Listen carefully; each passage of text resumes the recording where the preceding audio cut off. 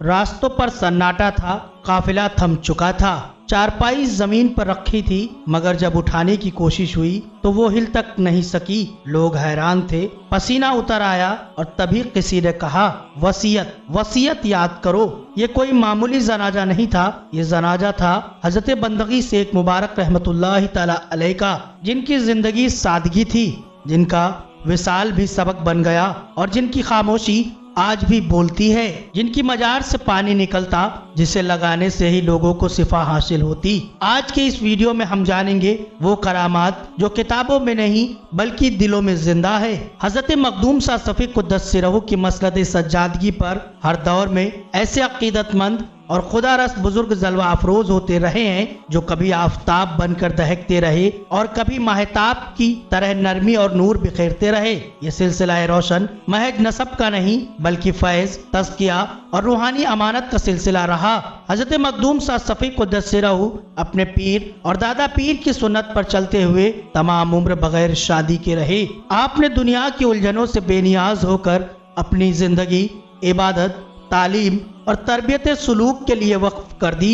आपकी सगी बहन के साहबजादे हजरत बंदगी शेख मुबारक फारूकी जादमवी को आपने बचपन में ही अपने साहिद तरबियत में बुला लिया और खुद अपने दस्ते फैज से उन्हें ज़ाहिरी इल्म और बातिनी सुलूक से आरास्ता फरमाया। वक्त ने गवाही दी कि वही बच्चा आगे चलकर सफिया महकदे का पीरे मुगा और साकी बना, जिसके जाम से दिलों को होश भी मिला और बेखुदी भी।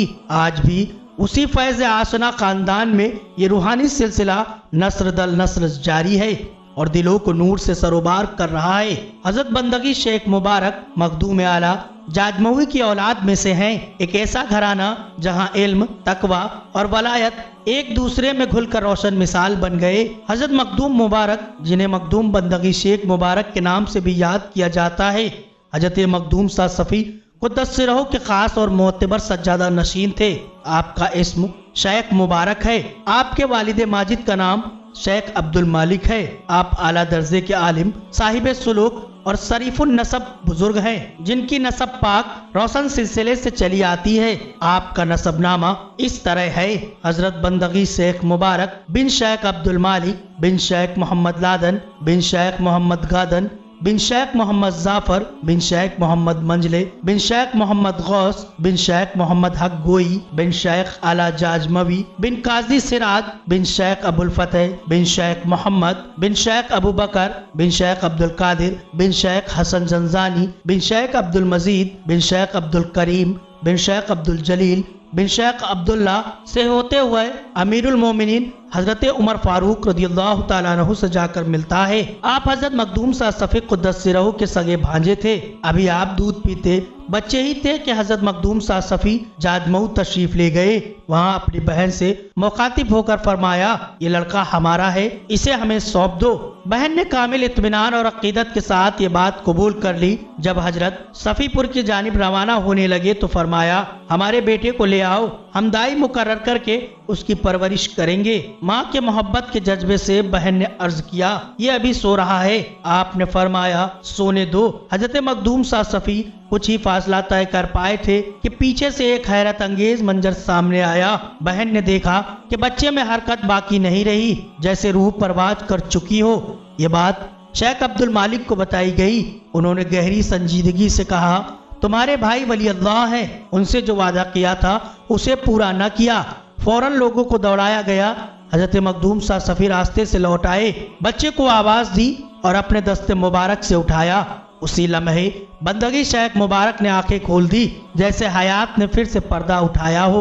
इसके बाद हजरत मखदूम शाह सफ़ी उन्हें अपने साथ सफ़ीपुर ले आए और खुद अपनी निगरानी में उनकी परवरिश फरमाई। एक रोज बंदगी शेख मुबारक मस्जिद में तशरीफ फरमा थे। हजरत मखदूम शाह सफ़ी ने पास बुलाकर फरमाया, तुम तो हमारे बराबर हो गए हो। इस फरमान के साथ ही हिजाबात उठ गए, हालात बदल गए और रूहानी दरवाजे खुल गए। इसके बाद आपने मुरीदीन की तरबियत शुरू की और हजरत मखदूम शाह सफ़ी क़ुद्दस सिरहू ने आपको अपनी गद्दी का अमीन बनाकर सज्जादा नशीन मुकर्रर फरमाया। हजरत नवाजिस मोहम्मद साहब सज्जादा फरमाते थे कि एक मरतबा बंदगी शेख मुबारक रहमतुल्लाहि ताला अलैह मखदूम शेख सारंग के मज़ार मुक़द्दस पर हाजिर हुए। यहीं आपकी तबीयत नासाज हुई और वहीं से आपने विसाल फरमाया। विसाल के कब्ल आपने वसीयत की कि हमारे जनाजे को पहले हजरत मखदूम शेख मीना रहमतुल्लाह तआला अलैह के मज़ार पर ले जाया जाए, उसके बाद सफ़ीपुर रवाना किया जाए। जनाजा लेकर लोग रवाना हुए। जब काफिला लखनऊ पहुंचा तो गलती से शहर के पश्चिम की जानिब निकल गए। वहीं जनाजा रख दिया गया और लोग अपनी अपनी हाजतों में मशगूल हो गए। कुछ देर बाद जब जनाजा उठाने की कोशिश की गई तो हैरत अंगेज मंजर सामने आया। चारपाई अपनी जगह से हिली तक नहीं, सब पर सन्नाटा छा गया। उसी लम्हे सबको वसीयत याद आ गई। लोगों ने तौबा की, नियत दुरुस्त की और जब दोबारा चारपाई उठाई गई तो वो बआसानी उठ गई। इसके बाद वो जनाजा हजरत शेख मीना रहमतुल्लाह तआला अलैह के मज़ार मुबारक पर ले जाया गया और आस्ताना शरीफ के करीब रखा गया। उसी वक्त अहले हाजिर की आंखों के सामने आपने सिरे मुबारक उठाकर आस्ताने आली पर रखा और फिर पहले की तरह खामोशी और सुकून की हालत में लौट गए। ये वाक़या न सिर्फ विलायत की तस्दीक है बल्कि ये भी दिखाता है कि अल्लाह के वली विसाल के बाद भी अपने अहद, वसीयत और आदाब आस्ताना से सरमो इहराफ नहीं करते।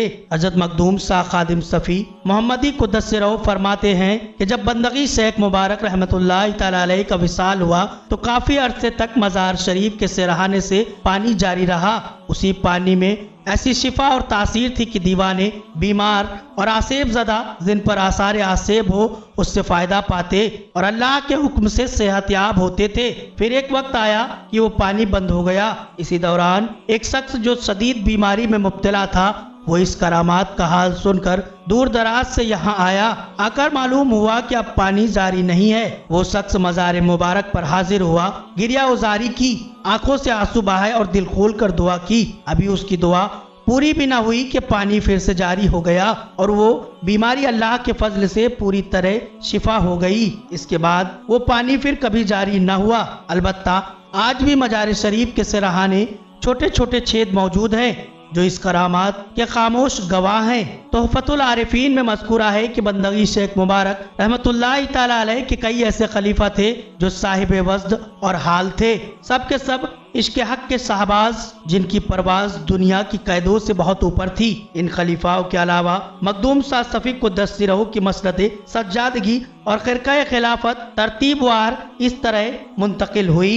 मखदूम शाह सफ़ी बंदगी शेख अकरम, शेख अब्दुर्रहमान, शेख अब्दुल वाहिद, शेख जाहिद, शेख भूलन, शेख अब्दुल्ला, शेख मोहम्मद, मशहूर शाह साहन, इन तमाम बुजुर्गों ने अपने अपने असलाफ से ख़िरक़ा खिलाफत हासिल किया और उसी राह पर कदम रखा जिसे उनके बुजुर्गों ने तकवा, परहेजगारी और दुनियादारों से बेनियाजी से रोशन किया था। इस सिलसिले के कई अफराद ऐसे भी गुजरे हैं जिनकी बड़ी बड़ी करामातें जाहिर हुई मगर उन्होंने करामात को नहीं इस्तिकामत को अपनी पहचान बनाया। इक्तिबासुल अनवार में मनक़ूल है कि औरंगज़ेब आलमगीर के अहद हुकूमत में एक बार सफ़ीपुर की जागीर हाकिम वक्त ने जब्त कर ली। इस पर कस्बे के कई रईसों ने मखदूम शाह सफ़ी कुद्दस सिरहू की खानकाही रिवायात के मुताबिक सज्जादा नसीन को सिफारिश के लिए हाकिम के दरबार में ले जाना मुनासिब समझा मगर वहाँ हाकिम और उसके पीर शाहजंगी ने न सिर्फ बेअदबी की बल्कि मखदूम शाह सफ़ी की कमालात और करामात का खुल्लम खुल्ला इनकार किया।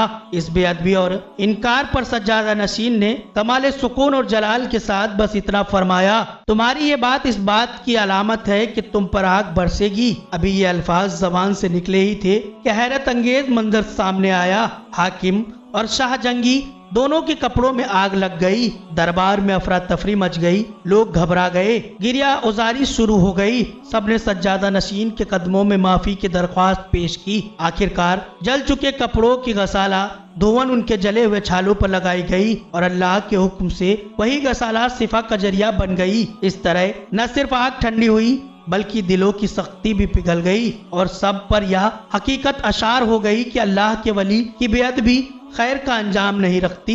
एक दिन कुतुबुल अक्ताब हजरत मखदूम शाह सफ़ी कुद्दस सिरहू कुर्बे इलाही के इंतहा पर इश्क़ हक़ की मस्ती में डूबे हुए बारगाह इलाही में अर्ज करने लगे, ऐ अल्लाह, सफ़ी को रात की रोटी और तन ढकने के कपड़े के सिवा कुछ और अता न फरमाना। इसी दुआ का असर था कि हजरत मखदूम शाह सफ़ी कुद्दस सिरहू की पूरी जिंदगी सादगी, फक्र कनात में गुजरी, न तलब न शिकवा, बस रजा पर रजा। जब विसाल का वक्त करीब आया तो आपका सरे मुबारक हजरत बंदगी शेख मुबारक की गोद में था। जुदाई का आलम दिल भर आया और बेख्तियार आंसू मखदूम साहब के चेहरे अनवार पर गिर पड़े।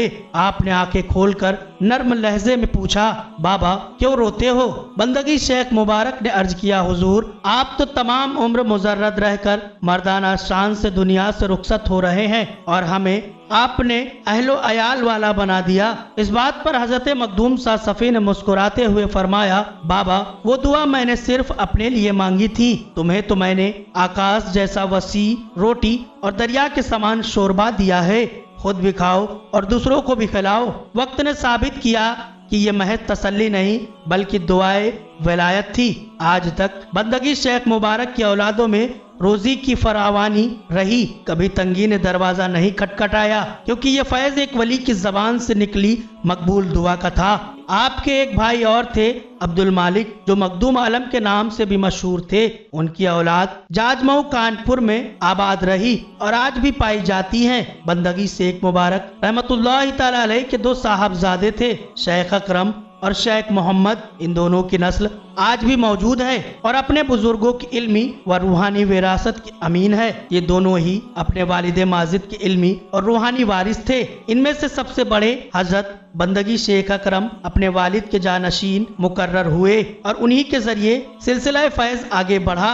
रजबुल मुरज्जब की 24वीं तारीख सन 956 हिजरी में बंदगी शेख मुबारक रहमतुल्लाह तआला अलैह ने इस दुनिया फानी से रुखसत होकर बाकी की जानिब कदम रखा। आपका मुक़द्दस गुंबद हजरत मखदूम सा सफ़ी क़ुद्दस सिरहू के रौज़े मुबारक के करीब मौजूद है। एक ऐसी जगह जो आज भी ज़ियारत, तबर्रुक और कबूलियत दुआ का मरकज बनी हुई है। आपके खास खलीफाओं में हजरत शाह बद्र रहमतुल्लाह तआला अलैह का नाम भी शामिल है। उनका मज़ार आपके गुंबद के बाहर पूरब की जानिब वाक़े है। अकीदतमंदों का बयान है कि जो हाजतमंद दिल की सच्चाई के साथ हजरत शाह बद्र के वसीले से दरख्वास्त पेश करते हैं, उनकी हाजत अल्लाह के फजल से पूरी होती है। हाजत पूरी होने पर लोग मीठी खिचड़ी की नियाज पेश करते हैं, जो इस दर की कबूलियत और फैज की खामोश गवाही है। इस तरह बंदगी शेख मुबारक रहमतुल्लाह तआला अलैह न सिर्फ अपने दौर के कामिल वली बल्कि विसाल के बाद भी फैज का दरिया बनकर आज भी दिलों को सैरयाब कर रहे हैं।